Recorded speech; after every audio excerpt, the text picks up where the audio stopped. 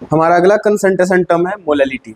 चलिए समझते हैं मोलैलिटी पढ़ते थे तो आप लिखते थे प्रेजेंट पर लीटर सॉल्यूशन का वॉल्यूम लेते थे, लेकिन यहाँ जो आप वेट केवल ले रहे हो, यानी कि सर जो हमारे पास solution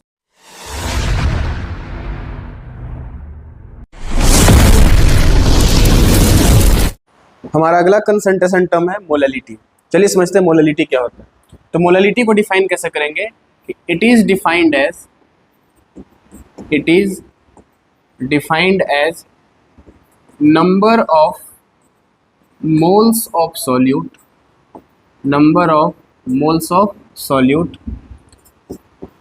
present per kg solvent। Present क्या? पर केजी सोल्वेंट। यहाँ ध्यान देने वाला बात क्या है कि अगर आप मोलैरिटी पढ़ते थे तो आप लिखते थे number of moles of solute present per litre solution. वहाँ पे आप सॉल्यूशन का वॉल्यूम लेते थे, लेकिन यहाँ जो आप वेट ले रहे हो किसका ले रहे हो? सॉल्वेंट का केवल ले रहे हो। यानी कि सर जो हमारे पास सॉल्यूशन बनता है वो सॉल्यूशन बनता है सर सॉल्यूट प्लस क्या? सॉल्वेंट से। सॉल्यूट प्लस किससे बनता है? सॉल्वेंट से। अगर हमको सॉल्वेंट का मास निकालना है तो सर जितना भी सॉल्यूशन का मास दिया होगा उसमें से किसको माइनस कर देंगे? सॉल्यूट को माइनस कर देंगे, तो सॉल्वेंट का क्या निकल जाएगा? मास निकल जाएगा। अगर इसको हम लोग मैथमेटिकली समझे तो क्या होगा? तो सर मोलैलिटी को हम लोग डिनोट करते हैं किससे? स्मॉल एम से। तो मोलैलिटी बराबर क्या होगा? तो होगा sir number of moles of solute, number of moles of solute, और डिवाइड किससे करेंगे? तो डिवाइड कर देंगे हम लोग वेट ऑफ सॉल्वेंट से। किससे करेंगे? वेट ऑफ सॉल्वेंट से। और ये वेट ऑफ सॉल्वेंट किस में होना चाहिए? केजी में। किस में होना चाहिए? केजी में। और इसको क्या लिख सकते हो? तो लिख सकते हो सर मोलैलिटी इक्वल टू क्या लिख सकते हो? तो मोल्स को क्या लिख सकते हो? लिख सकते हो सर गिवन मास जो क्वेश्चन में दिया रहेगा। और गिवन मास किसका? सॉल्यूट का। तो given mass of solute divided by क्या? तो सर मोलर मास रखेंगे किसका? सॉल्यूट का, इनटू क्या रखेंगे? Weight of solvent. अगर आप सॉल्वेंट के वेट को ग्राम में रखते हो तो इसको केजी में चेंज करने के लिए डिवाइड बाय क्या करोगे? 1000 करोगे, और ये 1000 ऊपर जाके क्या हो जाएगा? मल्टीप्लाई हो जाएगा। तो यहाँ पे क्या करेंगे? तो given mass of solute into 1000 upon क्या? Molar weight of solute into weight of क्या? Solvent in gram. समझ में आ गया?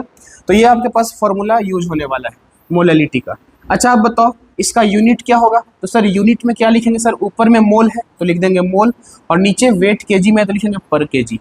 तो होगा सर मोल पर केजी, या तो हम लोग इसी को बोलते हैं मोलल। क्या बोलते हैं? मोलल, या फिर स्मॉल एम, ऐसा लिखते हैं। ठीक है।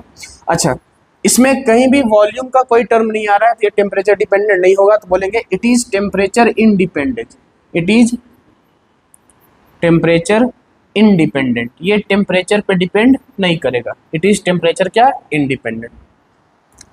अब सर मान कर चलिए हमारे पास एक सॉल्यूशन है, 5 मोलल सॉल्यूशन है। तो इसका मतलब क्या होता है समझिएगा कि सर 5 मोलल सॉल्यूशन बोलने का मतलब क्या होता है कि जैसे मान कर चलो आपके पास है एक 5 मोलल सॉल्यूशन। तो सर 5 मोलल सॉल्यूशन बोलने का मतलब क्या होता है सर कि अगर हम लोग 1 केजी सॉल्वेंट लेंगे, 1 केजी क्या लेंगे? सॉल्वेंट, तो सर उसमें 5 मोल आएगा किसका? सॉल्यूट का। किसका मोल आएगा? सॉल्यूट का। आप यहाँ 1 केजी क्या लिए हो? सॉल्वेंट लिए हो। क्या लिए हो? सॉल्वेंट लिए हो, ना कि सॉल्यूशन लिए हो। सॉल्यूशन का वेट और ज़्यादा आएगा। कैसे ज़्यादा आएगा सर? तो सर सॉल्वेंट ही 1 केजी है और 5 मोल सॉल्यूट का कुछ ना कुछ तो वेट होगा ना।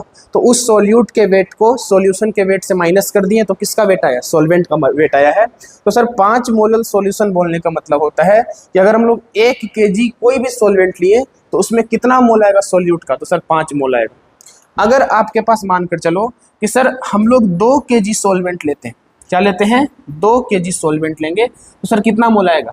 10 मोल आएगा। कितना मोल आएगा? 10 मोल। अभी बताओ ये सॉल्यूशन का ये जो सॉल्यूशन है दोनों अलग अलग है, लेकिन देखो दोनों अलग अलग सॉल्यूशन होने के बावजूद भी दोनों का मोलैलिटी क्या है? सेम। क्यों सेम है? क्योंकि सर अगर 1 केजी सॉल्वेंट लिए हैं तो 5 मोल आया। वही सर अगर सॉल्वेंट को 2 गुना किए तो मोल भी क्या हो गया? 2 गुना हो गया। तो अभी भी मोलैलिटी कितना है? 5 ही मोलर है। ठीक है। यानी कि सर कंसंट्रेशन टर्म चेंज होने वाला नहीं है। ये होता है 5 मोलर सॉल्यूशन बोलने का मतलब। समझ में आ गया? अब समझिए अगर आपके पास मान कर चलो कोई भी सॉल्यूशन, जैसे मान कर चलो अगर आपके पास मान कर चलो कोई एक्वस डाइल्यूट सॉल्यूशन, एक्वस क्या है? Dilute solution. तो सर एक्वस डाइल्यूट सॉल्यूशन के लिए याद रखिएगा ये नोट पॉइंट में, सर एक्वस डाइल्यूट सॉल्यूशन के लिए जो मोलैलिटी है वो ऑलवेज ग्रेटर देन क्या होगा? मोलैरिटी। याद रखिएगा। तो मोलैलिटी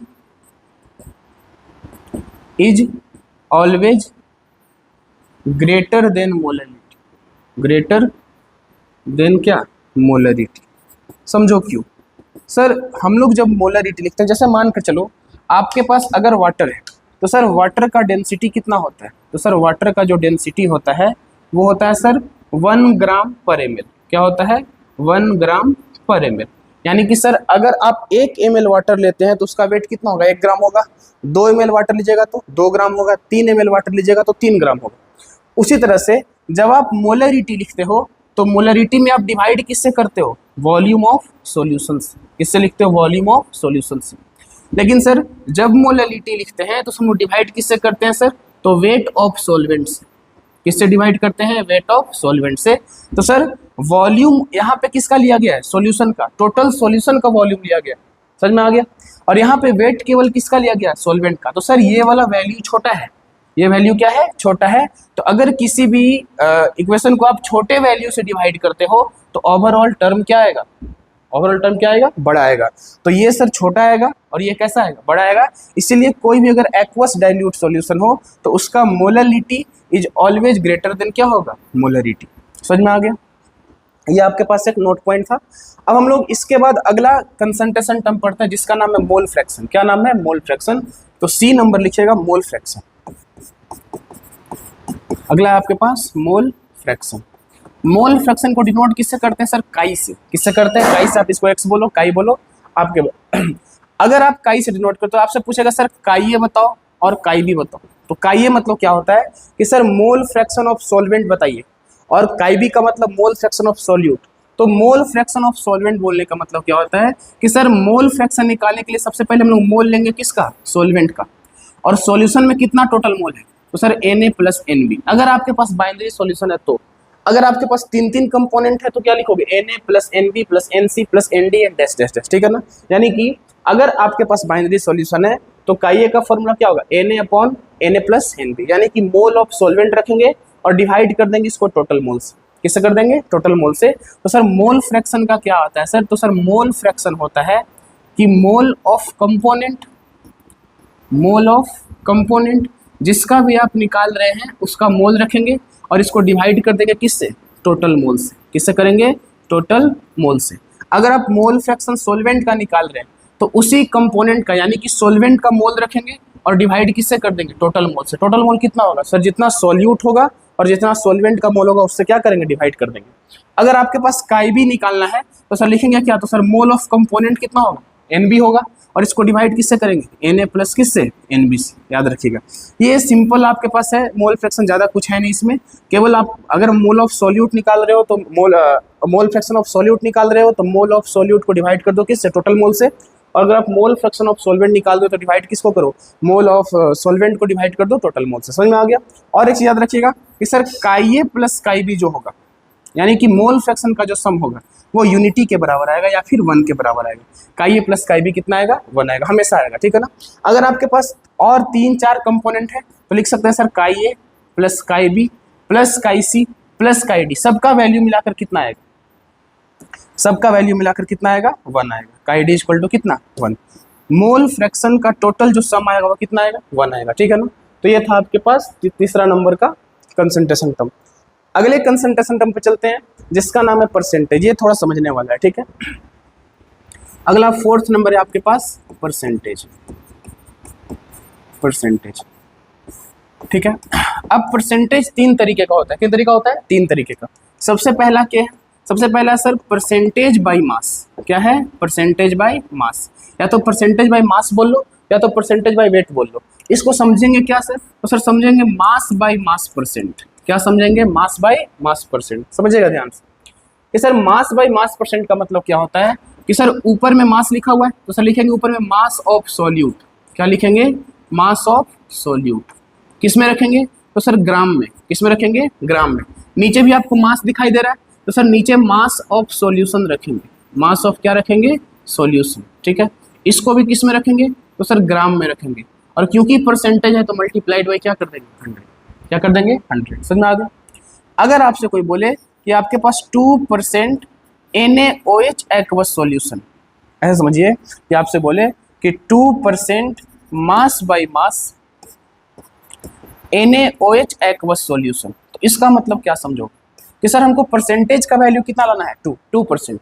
तो 2% कैसे लाएंगे, इसका मतलब क्या होता है कि आपके पास 2 ग्राम NaOH, 2 ग्राम क्या है NaOH इन 100 ग्राम सॉल्यूशन, इन क्या है 100 ग्राम सॉल्यूशन। अब ध्यान से देखो तो सर सॉल्यूट का मास कितना है, तो सर ये हो गया मास of solute, mass of solute कितना दिया हुआ है बताओ, तो सर ये दिया हुआ है 2 ग्राम। ये जो आपके पास सॉल्यूशन का है वो क्या दिया है, मास दिया हुआ है, तो लिखेंगे सर मास ऑफ क्या सॉल्यूशन, मास ऑफ क्या रखेंगे सॉल्यूशन। अब इन वैल्यू को तुम पुट करो, तो सर मास ऑफ सॉल्यूट की जगह कितना पुट करेंगे सर 2, मास ऑफ सॉल्यूशन कितना पुट करेंगे 100 मल्टीप्लाइड बाई क्या 100, तो कट के कितना आएगा 2%, कितना आएगा 2%, समझ में आ गया। यानी कि 2% मास बाय मास बोलने का मतलब होता है कि सर 2 ग्राम NaOH इन 100 ग्राम सॉल्यूशन, समझ में आ गया, क्लियर है। इसके बाद सेकंड नंबर क्या है, तो सर बी नंबर में आपके पास है परसेंटेज वॉल्यूम बाय वॉल्यूम, या तो आपको लिखा रहा है परसेंटेज बाय वॉल्यूम या लिखा रहा है परसेंटेज वॉल्यूम बाय वॉल्यूम, या लिख सकते हैं परसेंटेज बाय वॉल्यूम, या फिर क्या समझोगे इसको कि सर परसेंटेज वॉल्यूम बाय क्या वॉल्यूम। ऊपर टर्म किसका आ रहा है वॉल्यूम का, तो ऊपर क्या लिखेंगे सर, तो लिखेंगे sir volume of solute, volume of क्या रखेंगे सॉल्यूट, किसमें, तो सर ml में रखेंगे, किसमें रखेंगे ml में। नीचे भी क्या आ रहा है वॉल्यूम, तो नीचे क्या रखेंगे वॉल्यूम ऑफ सॉल्यूशन, क्या रखेंगे वॉल्यूम ऑफ सॉल्यूशन, किसमें, तो सर ml में रखेंगे, और मल्टीप्लाई किससे कर देंगे 100 से, किससे मल्टीप्लाई कर देंगे 100 से। अगर आपके पास बोले कि sir 2% volume by volume NaOH aqueous solution, क्या बोले NaOH एक्वस सॉल्यूशन, तो सर इसका मतलब क्या होता है, सर इसका सिंपल मतलब है कि 2 ml of NaOH, 2 ml of NaOH in 100 ml solution, 100 ml solution में कितना ml NaOH है 2 ml, कैसे सर वॉल्यूम ऑफ सॉल्यूट कितना आया 2, तो यहाँ 2 पुट करेंगे। सर वॉल्यूम ऑफ सॉल्यूशन कितना आया 100, तो ये है सर वॉल्यूम ऑफ सॉल्यूट, और ये है क्या वॉल्यूम ऑफ सॉल्यूशन, समझ में आया। तो सर अगर वॉल्यूम ऑफ सॉल्यूट है 2, वॉल्यूम सॉल्यूशन 100, तो 100 से 100 कट जाएगा, आएगा कितना 2%, तो 2% volume volume by volume NaOH aqueous solution का मतलब क्या है कि sir 2 ml of NaOH in 100 ml क्या सॉल्यूशन। तीसरा आपके पास परसेंटेज क्या आता है, तो अगला आपके पास परसेंटेज है सी नंबर का कि sir percentage mass by volume, क्या है परसेंटेज मास बाय वॉल्यूम।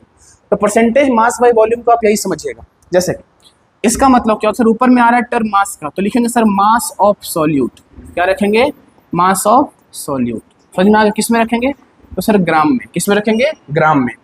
नीचे क्या है वॉल्यूम, तो लिखेंगे सर वॉल्यूम ऑफ क्या सॉल्यूशन, वॉल्यूम ऑफ क्या रखेंगे सॉल्यूशन, किस में रखेंगे सर तो ml में, और मल्टीप्लाई किससे कर देंगे 100 से, किससे मल्टीप्लाई करेंगे 100 से। सर अगर मेरे पास लिखा हुआ है कि sir 5% mass by volume NaOH aqueous solution, इसका मतलब क्या होता है, सर इसका सिंपल मतलब है कि सर 5 ग्राम ऑफ NaOH, ठीक है 5 ग्राम ऑफ क्या NaOH इन 100 ml सॉल्यूशन, इन क्या है 100 ml सॉल्यूशन। देखो ध्यान से, ये सर 5 ग्राम ऑफ NaOH क्या है, तो सर मास ऑफ सॉल्यूट है, मास ऑफ क्या है सॉल्यूट, समझ में आ गया। अच्छा 100 ml सॉल्यूशन का मतलब क्या है, सर वॉल्यूम ऑफ सॉल्यूशन, क्या है वॉल्यूम ऑफ सॉल्यूशन, समझ में आ गया। तो आप मास ऑफ सॉल्यूट कितना रखोगे सर 5 रखेंगे, वॉल्यूम कितना रखोगे सर 100 रखेंगे, और मल्टीप्लाई किससे कर देंगे 100, तो कितना आएगा 5%, समझ में आ गया। इसका सिंपल मतलब ये है, ठीक है। तो 3 तरह का परसेंटेज आपके पास होता है, एक होता है परसेंटेज मास बाय मास, या फिर उसी को बोलते हैं परसेंटेज बाय मास, एक होता है परसेंटेज वॉल्यूम बाय वॉल्यूम, यानी उसका मतलब क्या है परसेंटेज बाय वॉल्यूम। अगर आपके पास परसेंटेज मास बाय वॉल्यूम रहे तो उसको आप सिंपल मास बाय क्या समझिएगा वॉल्यूम समझिएगा। अगर परसेंटेज मास बाय मास है तो उसको मास ऑफ सॉल्यूट ग्राम में अपॉन मास ऑफ सॉल्यूशन ग्राम में, और मल्टीप्लाई कर देंगे किससे 100 से। अगर वही वॉल्यूम बाय वॉल्यूम रहे तो वॉल्यूम ऑफ सॉल्यूट लिखेंगे ml में, उसको डिवाइड करेंगे किससे वॉल्यूम ऑफ सॉल्यूशन को ml में इनटू क्या 100, और अगर परसेंटेज मास बाय वॉल्यूम रहे तो मास of solute in gram upon volume of solution in ml, और मल्टीप्लाई में क्या करेंगे 100 कर देंगे, ठीक है। ये 3 तरह का परसेंटेज होता है। अगला आपके पास कंसंट्रेशन टर्म क्या है, अगला आपके पास कंसंट्रेशन टर्म है स्ट्रेंथ, क्या है स्ट्रेंथ। इससे पहले हम लोग समझते हैं ppm, अगला समझते हैं हम लोग ई नंबर समझते हैं ppm कि सर ppm क्या होता है। देखो जब बहुत छोटा कंसंट्रेशन टर्म को नापने का बारी आता है तो हम लोग क्या यूज करते हैं, पीपीएम। क्या यूज करते हैं, पीपीएम। परसेंटेज का मतलब आउट ऑफ 100 और पीपीएम का मतलब पार्ट्स पर मिलियन, यानी कि आउट ऑफ 10 लाख। ठीक है, तो पीपीएम का मतलब होता है कि पार्ट्स पर मिलियन। क्या होता है, पार्ट्स पर मिलियन। समझ में आ गया। मिलियन का मतलब क्या होता है, 10 लाख होता है। अब समझो पार्ट्स पर मिलियन भी 3 तरीके का होता है। तो सबसे पहला क्या हो सकता है सर, तो होगा percentage mass by mass ppm, या फिर बोल सकते हैं परसेंटेज, सॉरी यहाँ लिख सकते हैं sir ppm mass by mass. क्या लिख सकते हैं, पीपीएम बाय मास लिखा रहे, तो इसी को समझेंगे sir ppm mass by mass. क्या समझेंगे, पीपीएम मास बाय मास। इसका मतलब क्या होता है, सुनो सर, ऊपर में क्या है, मास है, तो क्या लिखेंगे, मास ऑफ सॉल्यूट। मास ऑफ क्या रखेंगे, सॉल्यूट। किस में रखेंगे, तो सर ग्राम में रखेंगे। नीचे भी क्या है, मास है, तो क्या रखेंगे, मास ऑफ सॉल्यूशन। किस में रखेंगे, ग्राम में। किस में रखेंगे, ग्राम में। और सर अगर परसेंटेज होता था तो हम लोग मल्टीप्लाई करते थे 100 से, क्योंकि यहाँ पे मिलियन है तो मल्टीप्लाई किससे करेंगे, 10 टू द पावर 6। समझ में आ गया। ये आपके पास क्या है, पीपीएम मास बाय मास। अगला हो सकता है आपके पास कि sir PPM by volume. PPM by क्या है, वॉल्यूम। या फिर बोल सकते हैं sir PPM volume by volume. इसका मतलब क्या हो सकता है सर, तो ऊपर, अच्छा ऊपर में क्या है, वॉल्यूम, तो क्या लिखेंगे, वॉल्यूम ऑफ क्या, सॉल्यूट। क्या रखेंगे, वॉल्यूम ऑफ सॉल्यूट। किसमें, तो सर एमएल में रखेंगे। नीचे क्या रखेंगे, तो सर वॉल्यूम ऑफ सॉल्यूशन रखेंगे। वॉल्यूम ऑफ क्या रखेंगे, सॉल्यूशन। किसमें, एमएल में। और सर मल्टीप्लाई किससे कर देंगे, 10 टू द पावर 6। क्यों, परसेंटेज में हम लोग मल्टीप्लाई किससे करते थे, 100 से करते थे, और पार्ट्स पर मिलियन में किस में करेंगे, 10 टू द पावर 6 से करेंगे। ठीक है। सी नंबर आपके पास क्या हो सकता है sir ppm mass by volume हो सकता है। तो इसका सिंपल मतलब क्या है, ऊपर में सर मास है तो क्या लिखेंगे, मास ऑफ क्या, सॉल्यूट। मास ऑफ क्या रखेंगे, सॉल्यूट। किस में रखेंगे, तो सर ग्राम में रखेंगे। नीचे क्या रखेंगे, तो sir volume of solution. Volume of क्या रखेंगे, सॉल्यूशन। किस में रखेंगे, तो सर एमएल में रखेंगे। और मल्टीप्लाई किससे कर देंगे, 10 टू द पावर 6 से मल्टीप्लाई करते हैं। ये है आपके पास पीपीएम, बिल्कुल परसेंटेज जैसा है, बस आपको परसेंटेज में 100 से मल्टीप्लाई करना होता था, और ये पीपीएम में आपको 10 टू द पावर किससे करना है, 6 से करना है। ठीक है। अगला आपके पास है कंसंट्रेशन टर्म जिसका नाम है स्ट्रेंथ। अगला क्या है आपके पास, स्ट्रेंथ। स्ट्रेंथ क्या होता है समझिए। स्ट्रेंथ 2 तरीके का होता है। एक होता है सर स्ट्रेंथ ग्राम पर एमएल में रखते हैं, और एक स्ट्रेंथ ग्राम पर लीटर में रखते हैं। ठीक है। सबसे पहले हम लोग बात करते हैं सर स्ट्रेंथ को डिनोट करते हैं एस से। किससे करते हैं, एस। समझ में आया। सबसे पहला सर स्ट्रेंथ ग्राम पर एमएल का बात करते हैं। समझ में आ गया। तो स्ट्रेंथ ग्राम पर एमएल क्या है, ऊपर में क्या है, ग्राम, तो क्या लिखेंगे सर, मास ऑफ सॉल्यूट रखेंगे। लाइन के ऊपर हमेशा सॉल्यूट आएगा, और अगर उसका मास है तो किस में, ग्राम में। अगर वॉल्यूम है तो किस में, एमएल में। तो ऊपर में ग्राम दिख रहा था तो मास ऑफ सॉल्यूट किस में लिख दिए, ग्राम में लिख दिए। नीचे क्या दिख रहा है, एमएल, यानी कहीं ना कहीं वॉल्यूम का टर्म होगा, तो ऊपर नीचे क्या लिखेंगे, वॉल्यूम ऑफ क्या, सॉल्यूशन। किस में, तो सर एमएल में। बस इतना ही लिखना है, मल्टीप्लाई नहीं करना है किसी से। तो स्ट्रेंथ में सिंपल क्या होता है सर, अगर ग्राम पर एमएल में है तो ऊपर लिखेंगे सर मास ऑफ सॉल्यूट ग्राम में, और नीचे एमएल है तो लिखेंगे सर वॉल्यूम ऑफ सॉल्यूशन किस में, एमएल में। सेकंड क्या हो सकता है सर, कि यही स्ट्रेंथ सर आपको ग्राम पर लीटर में मिल जाए। किसमें मिल जाए, ग्राम पर लीटर में। तो ग्राम पर लीटर में क्या होता है, ऊपर में ग्राम दिख रहा है तो क्या लिखेंगे, मास ऑफ सॉल्यूट। क्या लिखेंगे, मास ऑफ सॉल्यूट किस में, ग्राम में लिखेंगे। नीचे क्या दिख रहा है, वॉल्यूम, सर वॉल्यूम ऑफ क्या, सॉल्यूशन किस में लेंगे, सर लीटर में। बस इतना ही लिखना और कुछ नहीं। ठीक है। एक रिलेशन आता है, जैसे मानकर चलो आपके पास लिखा रहे मोलरिटी का फॉर्मूला क्या होता है, तो सर लिखते हैं मोलरिटी इक्वल टू, सर लिखते हैं मोल्स ऑफ सॉल्यूट, या फिर सर और भी क्या लिखते थे, तो लिखते थे सर गिवन मास, ग्राम में रखते थे, अपॉन क्या, मोलर मास, इनटू क्या, वॉल्यूम ऑफ सॉल्यूशन। और अगर आप वॉल्यूम सॉल्यूशन को लीटर में रखते हो, ठीक है। अगर मानकर चलो इसको आप मोलर मास से मल्टीप्लाई कर दो, और किसके मोलर मास से, सॉल्यूट के मोलर मास से क्या कर दो, मल्टीप्लाई कर दो, तो तुम बताओ ये मोलर मास आपस में कट जाएगा, और जो आपके पास फॉर्मूला आएगा वो किसका आएगा, स्ट्रेंथ किसमें, ग्राम पर लीटर में। तो एक रिलेशन आपके पास आता है कि sir strength is equal to होता है सर मोलरिटी इंटू क्या, मोलर वेट। और मोलर वेट किसका होना चाहिए, तो सर मोलर वेट होना चाहिए सर सॉल्यूट का। किसका होना चाहिए, सॉल्यूट का। अभी ध्यान से देखो कि जब आप परसेंटेज पढ़ रहे थे तो परसेंटेज मास बाई मास में कोई भी वॉल्यूम का टर्म नहीं आ रहा था, तो वो टेम्परेचर इंडिपेंडेंट होगा। लेकिन सर वॉल्यूम बाय वॉल्यूम और मास बाय वॉल्यूम, इन दोनों में वॉल्यूम आ रहा था तो टेम्परेचर डिपेंडेंट होगा, यानी टेम्परेचर चेंज करने पर इनका वैल्यू चेंज हो सकता है, ठीक है। अच्छा, जब आप पीपीएम पढ़ रहे थे तो पीपीएम मास बाय मास में कोई वॉल्यूम का टर्म नहीं आ रहा था, तो वो पीपीएम मास बाय मास क्या होगा, इंडिपेंडेंट ऑफ टेम्परेचर होगा। जबकि पीपीएम वॉल्यूम बाय वॉल्यूम और पीपीएम मास बाय वॉल्यूम ये दोनों टेम्परेचर डिपेंडेंट होगा। अच्छा, स्ट्रेंथ दोनों में वॉल्यूम आ रहा है तो स्ट्रेंथ कैसा होगा, टेम्परेचर डिपेंडेंट होगा, ठीक है। ये आपके पास हो गया स्ट्रेंथ, ठीक है। इसके बाद आपके पास पढ़ते हो एक आता है लास्ट कंसंट्रेशन टर्म जिसको हम बोलते हैं हम लोग नॉर्मेलिटी। क्या बोलते हैं, नॉर्मेलिटी। नॉर्मेलिटी को डिनोट किससे करते हैं, एन से। किससे करते हैं, एन से। समझो नॉर्मेलिटी क्या होता है। जैसे केमिस्ट्री में दो तरीके का कंसेप्ट चलता है। एक कंसेप्ट चलता है जिसको बोलते हैं हम लोग मोल कंसेप्ट। क्या बोलते हैं, मोल कंसेप्ट। और एक चलता है इक्विवेलेंट कंसेप्ट। क्या चलता है, इक्विवेलेंट कंसेप्ट। समझ में आ गया। जैसे हम लोग मोल कंसेप्ट में मोल के बारे में पढ़ते हैं, मोल बोलो या फिर बोलो नंबर ऑफ मोल्स बोलो। नंबर ऑफ मोल कैसे लिखते हो सर, लिखते हैं सर ऊपर में गिवन मास लिखते हैं सर, जो क्वेश्चन में मास दिया हुआ है उसको डिवाइड किससे करते हैं, मोलर मास से। किससे डिवाइड करते हैं, मोलर मास से। उसी तरह से इक्विवेलेंट कंसेप्ट में मोल की जगह क्या लिखते हैं सर, लिखते हैं नंबर ऑफ ग्राम इक्विवेलेंट। क्या लिखते हैं, नंबर ऑफ ग्राम इक्विवेलेंट। समझ में आ गया। इसका फॉर्मूला क्या होगा सर, तो ये भी सर लिखेंगे क्या, गिवन मास। लेकिन सर इसको डिवाइड किससे करेंगे, इक्विवेलेंट मास से। किससे करेंगे, इक्विवेलेंट मास। समझ में आ गया। तो एक टर्म चलता है मोल कंसेप्ट और एक क्या चलता है, इक्विवेलेंट कंसेप्ट। सबसे पहले हम समझते हैं नॉर्मलिटी होता है क्या। तो मोलरिटी क्या होता था कि number of moles of solute present per litre solution, जबकि नॉर्मलिटी क्या होगा कि number of gram equivalent of solute present per litre solution. तो लिखेंगे कि sir it is defined as number of gram equivalent of solute present per liter solution, यानी कि 1 litre solution में जितना ग्राम इक्विवेलेंट किसका होगा, सॉल्यूट का, उसी को क्या बोलेंगे, नॉर्मलिटी। क्या बोलेंगे, नॉर्मलिटी। इसको हम लोग अगले स्लाइड में पढ़ेंगे, ठीक है। तो नॉर्मलिटी को और क्या लिख सकते हैं, तो सर नॉर्मलिटी को हम लोग डिनोट कर सकते हैं सर, नॉर्मलिटी इक्वल टू क्या होगा, तो sir number of gram equivalent. Number of gram equivalent किसका, सॉल्यूट का, अपॉन क्या, वॉल्यूम ऑफ क्या, सॉल्यूशन। और वॉल्यूम ऑफ सॉल्यूशन किस में रखेंगे सर, लीटर में। किस में रखेंगे, लीटर में। अच्छा बताओ और क्या लिख सकते हैं, तो sir number of gram equivalent क्या लिख सकते हैं सर, लिख सकते हैं गिवन मास।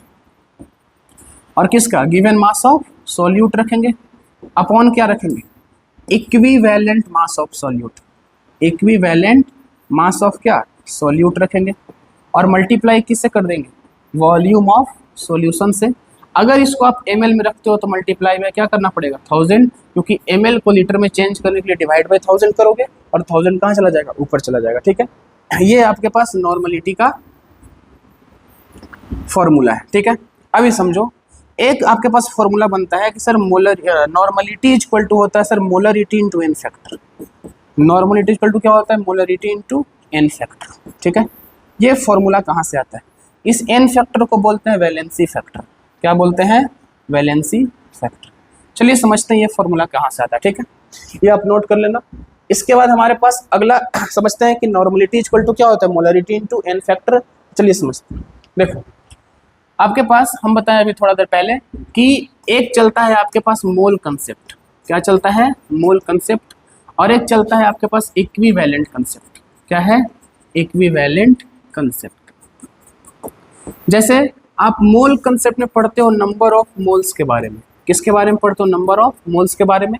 उसी तरह से इक्विवेलेंट कंसेप्ट में क्या पढ़ते हो, तो सर हम लोग पढ़ते हैं इसमें नंबर ऑफ ग्राम इक्विवेलेंट के बारे में। नंबर ऑफ ग्राम इक्विवेलेंट के बारे में। अच्छा, नंबर ऑफ मोल्स कैसे निकालते हो, तो सर जितना भी मास दिया होता है, गिवन मास, उसको डिवाइड करते हैं सर मोलर मास से। किससे करते हैं, मोलर मास से। जबकि इक्विवेलेंट कंसेप्ट में क्या करते हैं सर, कि जितना भी आपके पास मास दिया हुआ है जो कि गिवन मास है, इसको डिवाइड किससे कर देंगे, तो सर इक्विवेलेंट मास से डिवाइड कर देंगे। किससे करेंगे, इक्विवेलेंट मास से डिवाइड कर देंगे, ठीक है। अब इक्विवेलेंट मास जो होता है बाबू, इक्विवेलेंट मास जो होता है, ये होता है आपके पास molar mass upon N factor. Upon क्या होता है, एन फैक्टर।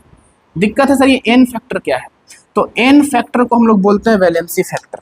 सुनना ध्यान से, एन फैक्टर को हम लोग क्या बोलते हैं? Valency factor. Valency factor, valency factor आप अलग अलग सब्सटेंस के लिए निकाल सकते हो। सबसे पहले हम लोग बात करते हैं एसिड के लिए। किसके बारे में बात करेंगे? एसिड। तो एसिड के लिए एन फैक्टर क्या होता है? तो सर इसका मतलब होता है सर बेसिसिटी। क्या होता है? बेसिसिटी। बेसिसिटी। और बेसिसिटी क्या होता है सर? तो सर जितना एसिड H प्लस देगा उसी को क्या बोलेंगे? बेसिसिटी। तो बोलेंगे sir number of replaceable H plus, इसी को क्या बोलेंगे? बेसिसिटी। जैसे कि आपके पास मानकर चलो HCl है, तो सर इसके लिए एन फैक्टर कितना होगा सर? 1। क्यों? क्योंकि एक H प्लस देगा। अगर आपके पास H2SO4 है तो इसके लिए एन फैक्टर कितना होगा सर? 2। क्यों? क्योंकि 2 H प्लस देगा। H2SO4 का मोलर वेट कितना होता है सर? 98। इसको डिवाइड कर दो 2 से तो कितना आएगा? 49। तो 49 क्या है? Equivalent mass. क्या है? Equivalent mass.